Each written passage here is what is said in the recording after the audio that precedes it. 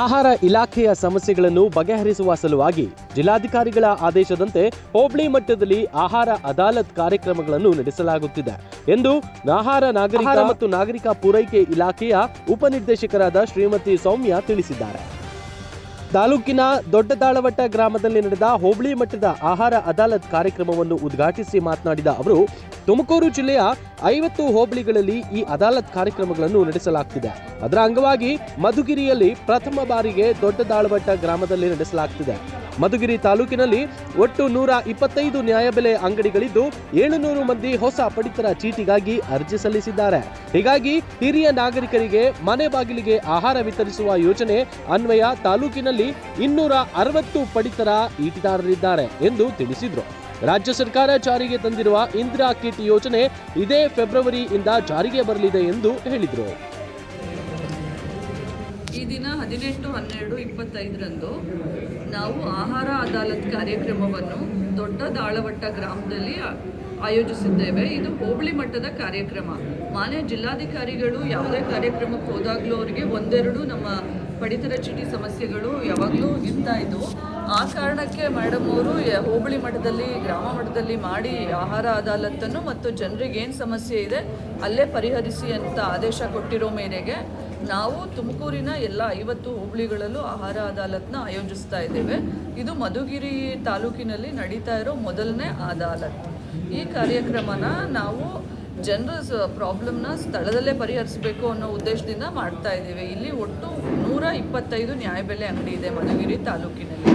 ಮತ್ತು ಇಲ್ಲಿ 700 ಪಡಿತರ ಹೊಸ ಪಡಿತರ ಚೀಟಿಗೆ ಅರ್ಜಿ ಹಾಕ್ಕೊಂಡಿರೋ ಪಡಿತರ ಚೀಟಿದಾರರು ಕಾಯ್ಕೊಂಡಿದ್ದಾರೆ. ಅವರಿಗೂ ನಾವು ಈಗ ಇಮಿಡಿಯೇಟಾಗಿ ರೇಷನ್ ಕಾರ್ಡ್ ಕೊಡಬೇಕು. ಜೊತೆಗೆ ಇತರೆ ಸಮಸ್ಯೆಗಳು ಏನಂದರೆ ಕೆಲವರು ಬಯೋ ಬರ್ತಾ ಇಲ್ಲ ಅಂತ ಹೇಳ್ತಾ ಇದ್ದಾರೆ. ಅವರಿಗೆಲ್ಲ ಬಯೋಗೆ ವಿನಾಯಿತಿ ಕೊಡ್ತಾ ಇದ್ದೀವಿ. ಮತ್ತು ಅನ್ನ ಸುವಿಧಾ ಕಾರ್ಯಕ್ರಮ ಅಂತ ಈಗ ಜಾರಿಯಾಗಿದೆ. ಅದು ಏನಂದರೆ 75 and above ಏಜ್ಡ್ ಹಿರಿಯ ನಾಗರಿಕರಿಗೆ ಅವರು ಮನೆ ಬಾಗಿಲಿಗೆ ಪಡಿತರನ ಒದಗಿಸ್ತಾ ಇದ್ದೇವೆ.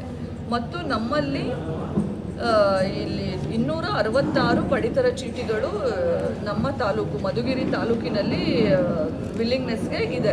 ಅದರಲ್ಲಿ ಈ ದಿನ ನಾವು 66 ಇಲ್ಲಿವರೆಗೂ 66 ಜನರಿಗೆ ಅನ್ನ ಸುವಿಧಾ ಯೋಜನೆಯಲ್ಲಿ ಪಡಿತರ ವಿತರಿಸಿದ್ದೀವಿ. ಮತ್ತು ಈಗ ಈ ದೊಡ್ಡದಾಳವಟ್ಟ ಗ್ರಾಮದಲ್ಲೂ ಕೂಡ ಒಬ್ಬರಿಗೆ ಅನ್ನ ಸುವಿಧಾ ಯೋಜನೆಯಡಿ ಪಡಿತರನ ಅವ್ರ ಮನೆ ಬಾಗಿಲಲ್ಲೇ ವಿತರಣೆ ಮಾಡ್ತಾ ಇದ್ದೇವೆ. ಇದೇ ಈ ಕಾರ್ಯಕ್ರಮದ ಮುಖ್ಯಾಂಶಗಳು. ಮತ್ತು ಇಲ್ಲಿ ಬಂದಿರೋ ಜನರು ತಮ್ಮ ಸಮಸ್ಯೆಗಳನ್ನ ಹೇಳ್ಕೊಂಡ್ರು. ಅವರು ಮುಖ್ಯವಾಗಿ ಕೆಲವೊಂದು ರೇಷನ್ ಕಾರ್ಡ್ ಹೊಸಬರಿಗೆ ರೇಷನ್ ಕಾರ್ಡ್ ಕೊಟ್ವಿ. ಮತ್ತು ಇನ್ನೂ ರೇಷನ್ ಕಾರ್ಡ್ ಬರಬೇಕಾಗಿರೋರು ಕೇಳ್ಕೊಂಡಿದ್ದಾರೆ. ಅವರಿಗೆ ಒಂದು ವಾರದಲ್ಲೇ ರೇಷನ್ ಕಾರ್ಡ್ ಕೊಡಿ ಅಂತ ನಮ್ಮ ಫುಡ್ ಇನ್ಸ್ಪೆಕ್ಟರ್ಗೆ ಸೂಚನೆ ಕೊಟ್ಟಿದ್ದೀನಿ. ಅದಲ್ಲದೆ ಕೆಲವರು ಈಗ ration card BPL to APL convert ಆಗಿದೆ, PHH ಇಂದ NPHH ಕನ್ವರ್ಟ್ ಆಗಿದೆ ಅಂತ ಕೇಳ್ಕೊಂಡಿದ್ದಾರೆ. ಅದು ನಾವು ಯಾವ ಕಾರಣಕ್ಕೆ APLಗೆ ಕನ್ವರ್ಟ್ ಮಾಡಿದ್ದೀವಿ ಅಂದರೆ ಅವರು ಇನ್ಕಮ್ ಟ್ಯಾಕ್ಸ್ ಪೇಯಿ ಆಗಿರ್ತಾರೆ, GST ಪೇಯಿ ಆಗಿರ್ತಾರೆ. ಅವರಿಗೆ ಮಾತ್ರ ಆ ಥರ ಸಮಸ್ಯೆ ಆಗಿದೆ. ಅದನ್ನು ಕೂಡ ಅವರನ್ನು ಮತ್ತೊಮ್ಮೆ ಮರುಪರಿಶೀಲನೆ ಮಾಡಿಬಿಟ್ಟು ಕ್ರಮ ತಗೋತೇವೆ. ಇಷ್ಟು ಇವತ್ತಿನ ಕಾರ್ಯಕ್ರಮದ ಮುಖ್ಯಾಂಶ. ಮೇಡಮ್, ಇನ್ನೊಂದು, ಈ ಬಡವರಿಗೆ ಬ್ಯಾಂಕಲ್ಲಿ ಲೋನ್ ತೊಗೊಂಡು ಹೋಮ್ ಲೋನ್ಗೆ ಅಂತೇಳಿ ಅರ್ಜಿ ಹಾಕಿ ತೊಗೋತಾರೆ. ಹೋಮ್ ಲೋನ್ ತೊಗೊಳೋಕ್ಕೋಸ್ಕರ ಅವ್ರಿಗೆ ಇನ್ಕಮ್ ಟ್ಯಾಕ್ಸ್ ನೀವು ಕಟ್ಟಿರೋಂಥದ್ದು ನಮ್ಗೆ ಕೊಡಿ ಅಂತ ಕೇಳ್ತಾರೆ. ಇಲ್ದಿರ ಅವ್ರು ಲೋನ್ ಕೊಡೋದಿಲ್ಲ. ಇವ್ರು ಕಷ್ಟ ಸುಖ ಏನೋ ಮಾಡಿಬಿಟ್ಟು ಸ್ವಲ್ಪ ತೋರಿಸಿ ಇನ್ಕಮ್ ಟ್ಯಾಕ್ಸ್ ಕಟ್ಟಿದ್ದೀವಿ ಸರ್ ಅಂತೇಳ್ಬಿಟ್ಟು ಕೊಟ್ಟು ಲೋನ್ ತಗೋತಾರೆ. ಬಟ್ ಅವರೇನು ಯಾವುದೇ ಕಾರಣಕ್ಕೂ BPL ಕಾರ್ಡಿನ ಎಬೋ ಇರೋವಂಥವ್ರಲ್ಲ. ಮನೆ ಕಟ್ಟೋಕ್ಕೋಸ್ಕರ ಉದ್ದೇಶಕ್ಕೋಸ್ಕರ ಲೋನ್ ತಗೊಂಡಿರ್ತಾರೆ. ಅಂಥವ್ರಿಗೂ ಸಮೇತ ನಾನು BPL ಕ್ಯಾನ್ಸಲ್ ಆಗ್ತಿರೋಂಥ ಸಂದರ್ಭ ಇದೆ. ಕೇಂದ್ರ ಸರ್ಕಾರದಿಂದ ಬಂದಿರೋ ಪಟ್ಟಿ, ಅವರು ಇನ್ಕಮ್ ಟ್ಯಾಕ್ಸ್ ಡಿಪಾರ್ಟ್ಮೆಂಟ್ ಇಂದ ಬಂದಿರೋ ಪಟ್ಟಿ, ನಾವ್ಯಾರು ತಯಾರು ಮಾಡಿರೋದಲ್ಲ. ಅಂದ್ರೆ ಇವರು ಕಟ್ಟಿದ್ರೆ ಮಾತ್ರ ಅಲ್ಲಿ ಪಟ್ಟಿಲಿ ಬರುತ್ತೆ. ಇವ್ರದ್ದೇನಾದ್ರೂ ನಮ್ಮ ಮಾನದಂಡ, technically speaking they are ineligible. ನಮ್ಮ ಮಾನದಂಡ ಏನು, ವರ್ಷಕ್ಕೆ 1,20,000 ಇನ್ಕಮ್ ಇರಬೇಕು. ಅದ್ರ ಮೇಲ್ಪಟ್ಟು ಯಾರೇ ಬಂದ್ರು it is technically they are ineligible ಅಂತ ಅರ್ಥ ಅಲ್ವಾ? ಸೊ ಇವರು ಏನು ತಾವು ಹೇಳ್ತಿದ್ದೀರಿ ಆ ಕ್ಯಾಟಗರಿ ಅವ್ರನ್ನ ನಾವು ಮತ್ತೊಮ್ಮೆ ಮರುಪರಿಶೀಲನೆ ಮಾಡಿಬಿಟ್ಟು ಅವರು ಜುನೈನಾಗಿ ತುಂಬ ಕಡು ಬಡವರಾದರೆ we will retain the card. ತಾಲೂಕಿನಾದ್ಯಂತ ಬರೀ ಅದೇ ಸಮಸ್ಯೆ ಇಲ್ಲ, ಅದು ಪರಿಶೀಲನೆ ಮಾಡ್ತೀವಿ. ಅದೇ ಕೆಲವೊಂದು ಸಂದರ್ಭದಲ್ಲಿ ಮಕ್ಕಳಿಗೆ ಒಳ್ಳೆ ನೌಕರಿ ಇರುತ್ತೆ, ಆದರೂ ಅವರು ಕಾರ್ಡಲ್ಲೇ ಮುಂದುವರಿಸ್ಕೊಂಡು ಬಂದಿರ್ತಾರೆ. ಆ ಕಾರಣಕ್ಕೆ ಕಾರ್ಡ್ ಕೆಲವರಿಗೆ ಕನ್ವರ್ಟ್ ಆಗಿದೆ. ಅವರು ಏನು ಮಾಡಬೇಕು, ಕೆಲಸ ಸಿಕ್ಕ ತಕ್ಷಣವೇ ಅವರನ್ನ ಕಾರ್ಡಿಂದ ತೆಗೆಸಬೇಕು ಇವರಿಗೆ ಬೇಕಿದ್ರೆ. ಇವಾಗ ಯಾರಿಗಾದ್ರೂ ಒಬ್ಬರಿಗೆ ಒಳ್ಳೆ ಸಂಬಳ ಬರ್ತಾ ಇದ್ರೆ ಆ ಇಡೀ ಕುಟುಂಬನೇ ಒಂದು ಅನುಕೂಲಸ್ಥ ಕುಟುಂಬದ ಥರ ಆಗುತ್ತೆ. ಸೊ ಅವರಿಗೆ ಪಡಿತರ ಚೀಟಿ ಬೇಡ ಅನ್ನೋದೇ ಅರ್ಥ. ಮನೆ ಲೋನ್ಗೋಸ್ಕರನ ಬ್ಯಾಂಕಲ್ಲಿ ಇನ್ಕಮ್ ಟ್ಯಾಕ್ಸ್ ಕಟ್ಟಿರ್ತಾರಲ್ಲ ಅದನ್ನ ಅಂಥವ್ರನ್ನ ಪರಿಶೀಲನೆ ಮಾಡ್ತೀವಿ.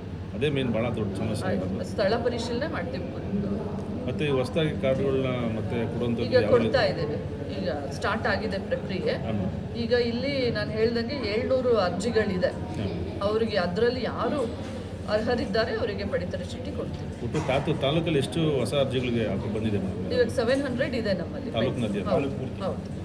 ಮತ್ತು ಸರ್ಕಾರ ಹೊಸದಾಗಿ ಇಂದಿರಾ ಕಿಟ್ ಅಂತ ಹೇಳ್ಬಿಟ್ಟು ಘೋಷಣೆ ಮಾಡಿದ್ದೀವಿ. ಅದು ಯಾವಾಗಿಂದ ಜಾರಿ ಆಗುತ್ತೆ? ಅದು ಬಹುಶಃ ಫೆಬ್ರವರಿಯಿಂದ ಜಾರಿ ಆಗುತ್ತೆ.